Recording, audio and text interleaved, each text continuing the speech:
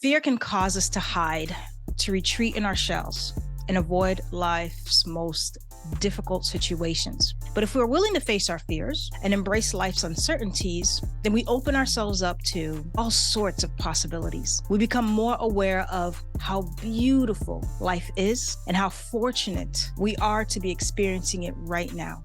And yeah, we know the path of life is a challenging one.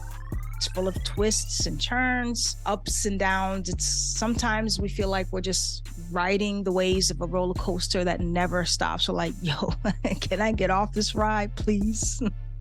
Off button now. And so because of that, we can really get ourselves stuck in a rut, fearing change when all we need to do is sort of step outside of our comfort zone, just little incremental steps, and be present with what's in front of us. Welcome to another Monday Message. My name is Francis, just bite-sized nuggets to inspire you to think differently about life and inspire you to action. We have our retreat, so I'm really excited to be receiving the ladies here this weekend. I'm here in the Dominican Republic, hence the island vibe, so you might hear stuff because the Dominican is, I would say, robust, loud, and just lively. So we'll see what happens with our time together. I want to share a quote by Rumi. It's just a beautiful quote that's sort of going to frame the rest of our time together. Rumi says, "Seek the wisdom that will untie your knot. Seek the path that demands your whole being." And because of life's challenges, within those challenges, we often find ourselves constricting.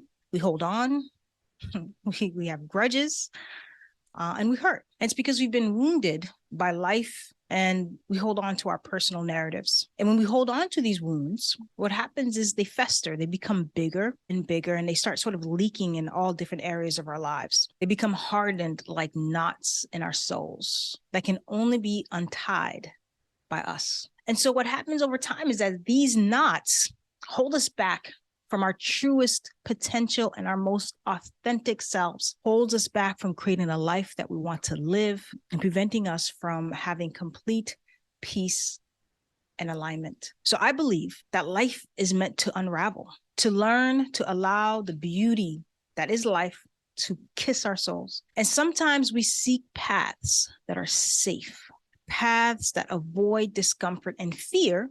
But those challenging paths are what is going to lead us to liberation. And you're like, Fran, that sounds all poetic and stuff. I like that. That sounds nice. But Houseway, how do we untie those knots? I get it.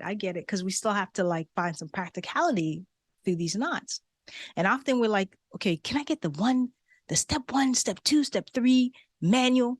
And it really doesn't really work that way. But just listen, it all come together. The primary way to untie these knots, to sort of unravel, is really through wisdom. Wisdom is the process of learning the lessons from what hurts. When we were children, we couldn't do anything to really save ourselves. So we found other ways to protect ourselves. We developed coping mechanisms to shield ourselves from the trauma that we might have been experiencing. But yet as adults, as we bring those coping mechanisms to adulthood, we find that those are no longer useful. And so we're challenged here to adjust, tweak, reframe, and learn what it is we need to learn to live the rest of our lives, well, this lifetime. And so as adults now, we have to somehow figure out the lessons that are trying to reveal themselves to us. And usually they do this through our relationships and life choices. And part of this whole process underneath it all is learning to love ourselves more than anything else in the world, and learning how to express our deepest desires in spite of fear,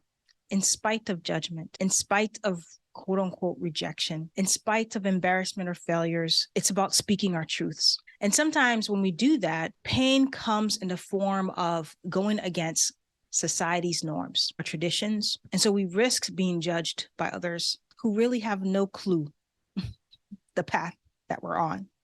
They can't possibly understand. There might be some sort of relatability, but honestly, when you start taking those risks and step outside of your comfort zone, someone who hasn't done that really can't possibly understand what that feels like. So my message today is, even if we're feeling the fear, we still must go deeper.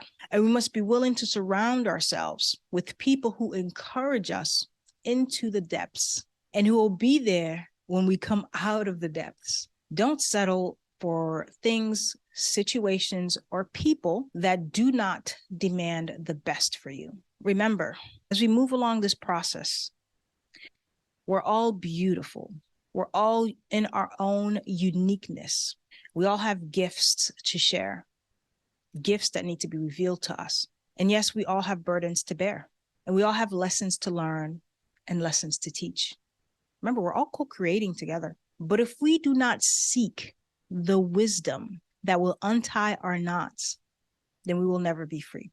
So seek the path that demands your whole being so you can unlock your aliveness. So I'm going to close out and say again, don't settle for things, situations, or people that do not demand all parts of you to shine.